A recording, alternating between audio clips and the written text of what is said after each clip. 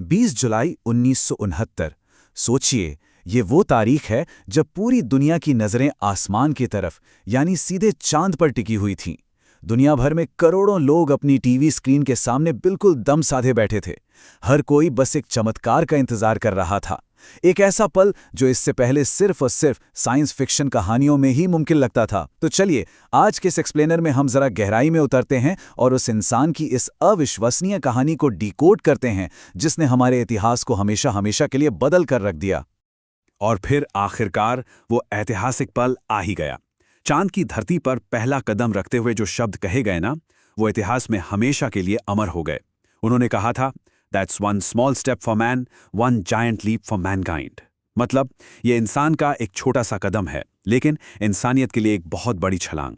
और सच कहूं तो ये सिर्फ कुछ शब्द नहीं थे, ये वो सटीक पल था जब हमारे इतिहास की दिशा और हमारी कल्पनाओं की सीमाएं पूरी तरह से बदल गई।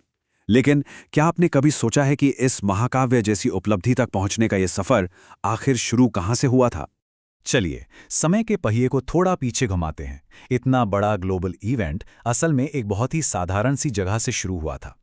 5 अगस्त 1930 को अमेरिका के ओहायो राज्य के एक बहुत ही छोटे से शहर वापाकोनेटा में नील एल्डन आर्मस्ट्रॉन्ग का जन्म हुआ। उनके पिता स्टीफन आर्मस्ट्रॉन्ग और माता वियोला आर्मस्ट्रॉन्ग थीं। अब सोचने वाली बात यह है कि एक छोटे से शहर के इस लड़के का चांद तक का वो सफर कैसे तय हुआ। ये समझना सच में बहुत ही रोमांचक है। बचपन से ही ना नील को आसमान और हवाई जहाज़ों का एक अलग ही जुनून था, और उनका यह सफ़र कितनी तेज़ी से आगे बढ़ा ज़रा ये देखिए। सिर्फ 6 साल की उम्र में वो पहली बार हवाई जहाज़ में बैठे थे। और जो बात मुझे सबसे ज़्यादा हैरान करती है वो ये है कि महज 16 साल की उम्र में, मतलब जब हम और आप ठीक से साइकिल या गाड़ी चलाना सीख रहे होते हैं, तब उन्होंने अपना पायलट लाइसेंस हासिल कर लिया था। उनका ये जुनून उन्हें वयस्क होने से पहले ही आसमान का मास्टर बना चुका था, और यही रास्ता उन्हें 1950 में सीधा सेना तक ले गया। लेकिन देखिए, ये सिर्फ कोई अंधा जुनून नहीं था, इसके पीछे एक बहुत ही सॉलिड एजुकेशनल फाउंडेशन भी था। उन्होंने पर्डू यूनिवर्सिटी से एरोनॉटिकल इंजीनियरिंग की पढ़ाई शुरू की। तो यहाँ सबसे मेन पॉइंट ये है कि उन्होंने उड़ान भरने के अपने उस शौक को एक बहुत ही शानदार तकनीकी समझ के साथ जोड़ दिया था। मतलब वो सिर्फ विमान उड़ाना नहीं जानते थे, बल्कि वो उस पूरे साइंस और इंजीनियरिंग को भी बहुत बारीकी से समझते थे जो एक प्लेन को हवा में टिकाए रखता है।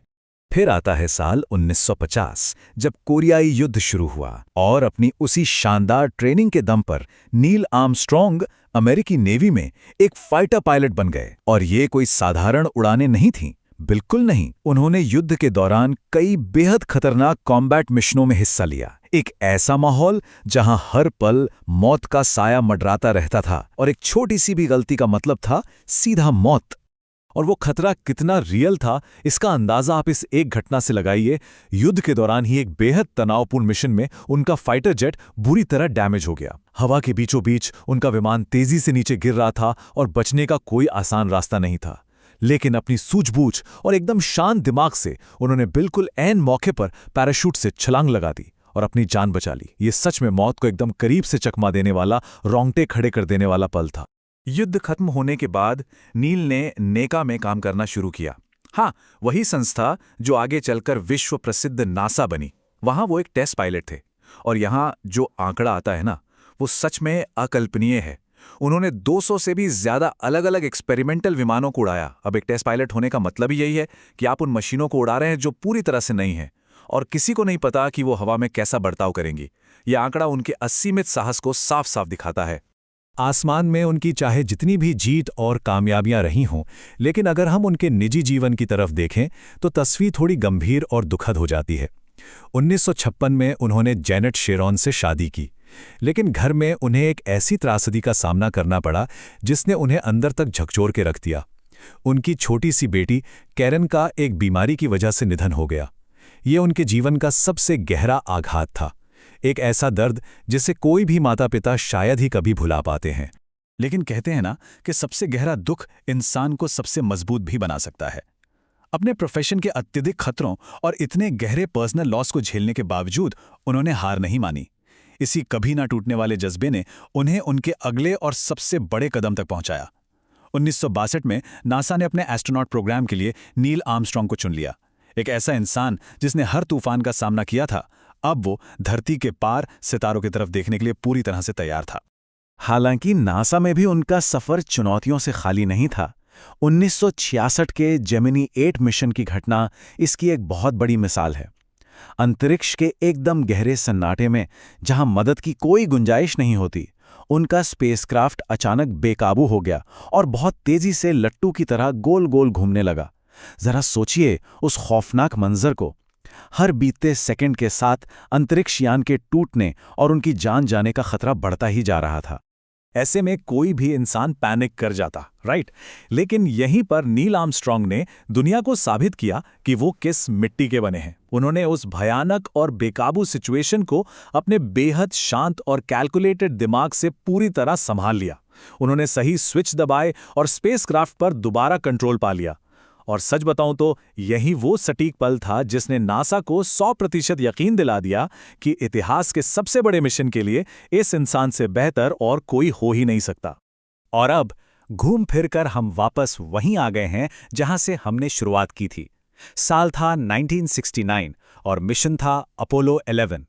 इंसानियत की सबसे बड़ी और ऐतिहासिक छलांग की तैयारी अब पूरी हो चुकी थी।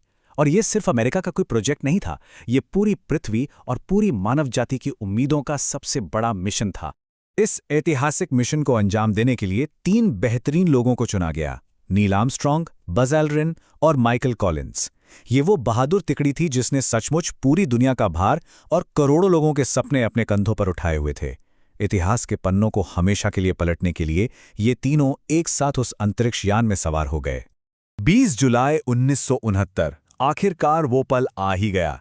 नील आर्मस्ट्रॉन्ग ने चांद की सतह पर अपना पहला कदम रखा और वो अमर शब्द कहे जो आज भी हमारे रोंगटे खड़े कर देते हैं। That's one small step for man, one giant leap for mankind। Apollo 11 mission पूरी तरह से सक्सेसफुल हो चुका था। इंसान ने चांद को फतह कर लिया था। जरा इस सफलता की गहराई को महसूस कीजिए। उस ऐतिहासिक दिन विज्ञान और इंसानी साहस ने मिलकर सच में असंभव को संभव कर दिया था। जब वो अपना ये मिशन पूरा करके धरती पर वापस लौटे तो जाहिर है पूरी दुनिया ने उनका स्वागत एक ग्लोबल हीरो के तौर पर किया। लेकिन यहाँ एक बहुत ही खूबसूरत बात नोटिस करने वाली है। इतनी अभूतपूर्व वैश्विक शोहरत और इतिहास की किताबों में हमेशा के लिए अपना नाम दर्ज कराने के बावजूद नील आर्मस्ट्रॉन्ग हमेशा एक बेहद शांत और विनम्र इंसान बने रहे। उन्होंने कभी भी उस भारी स्टारडम को अपने दिमाग पर हावी नहीं होने दिया। समय अपनी गति से आगे बढ़ता रहा और आखिरकार हर महान कहानी की तरह इस कहानी का भी एक भौतिक अंत आना ही था।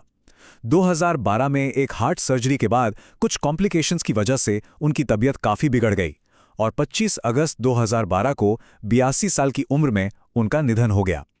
उनके जीवन का भौतिक अध्याय तो यहीं समाप्त हो गया, लेकिन उनकी विरासत वो हमेशा के लिए अमर हो गई। तो इस पूरे एक्सप्लेनर का सबसे बड़ा टेक अवे क्या है?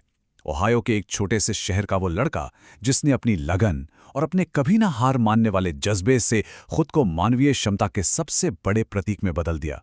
नील आर्मस्ट्रॉन्ग सिर्फ एक एस्ट्रोनॉट नहीं थे, वो इंसानी साहस और हमारे असीमित पोटेंशियल की सबसे बड़ी मिसाल थे। नील आर्मस्ट्रॉन्ग ने तो दुनिया को ये बखूबी साबित कर दिया कि अगर इंसानी साहस और विज्ञान एक साथ मिल जाएं तो कोई भी मंजिल दूर नहीं है। लेकिन अब जाते जाते आपके लिए एक बड़ा सवाल छोड़कर जा रहा हूं। इंसानियत की अगली बहुत बड़ी छलांग आखिर क्या होगी? क्या हम मंगल ग्रह पर अपनी बस्तियां बसाएंगे या आखिर हम हमारे सौर मंडल के पार तारों तक पहुंचेंगे? इस पर विचार जरूर कीजिएगा।